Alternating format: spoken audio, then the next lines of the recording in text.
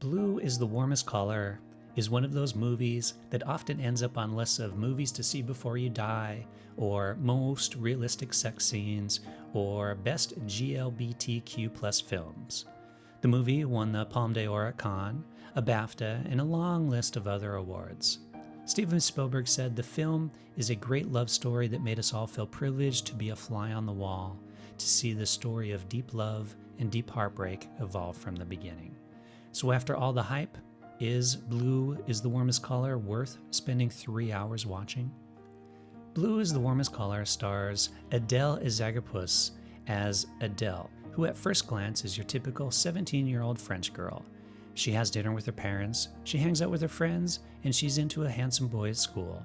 Yet, like a lot of kids at that age, she is still finding out who she is, something she begins to understand after having an erotic dream about a blue-haired girl she passes on the street.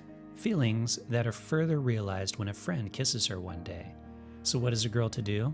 The first thing is to break up with the boy, then go out with a friend to a gay bar where she conveniently runs in to the blue-haired girl, Emma, played by Léa Seydoux. It's not long before the girls fall in love with one another, and we follow them through the progression of their relationship together. From new love to living together to their careers of Léa's art and Adèle's becoming a teacher. It sounds like a pretty standard love film so far, so what makes it so controversial or worth seeing? To French audiences, nothing really, but to Western audiences, the extended and very visual sex scenes.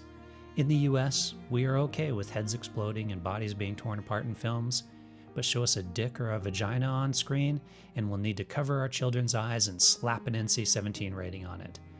Yes, the sex scenes in the film are quite graphic, but not in a bad way. They show two people who care about each other doing what two people who care about each other would normally do.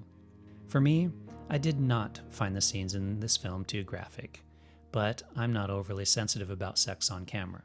If you are, then yes, you might have a problem with this film. Director Abdellatif Kechiche focuses heavily on his desire for a realistic relationship between the two main characters by pushing the actresses to extreme exhaustion, doing hundreds of takes for some scenes to get the desired results, and it shows in the film. Adèle looks exhausted throughout the film, made even more visible to the audience by the lack of makeup Abdellatif would allow them to wear and his overusage of close-up shots focusing heavily on the performers' faces. The use of close-ups, in my opinion, is definitely overdone in this film.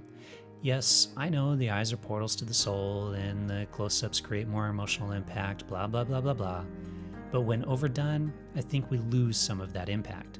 Do we really need an extended handheld shot of Adèle walking down a hallway where the only thing we see is her face? Or a conversation between two people that just cuts back and forth between two close-ups of the people talking? A lot of people think so. I, however, do not. Same with all the Steadicam handheld movement. It would have been nice to see an occasional wider shot done from a tripod to give us something different in such a long movie. But those are just a few nitpicky items in an overall beautifully written and acted film. Taking 5.5 months to make the film, Abdellatif provided us with a lovely movie. However, pushing your lead actresses to the point where they have both said that they would never work with you again gives me some reservation about if I should support this movie. With a 3-hour runtime that could have been trimmed back a bit, this is certainly a film that you need to be in the mood for to watch. So, pour yourself a glass of nice wine, sit back, and enjoy a love story performed by two brilliant actresses.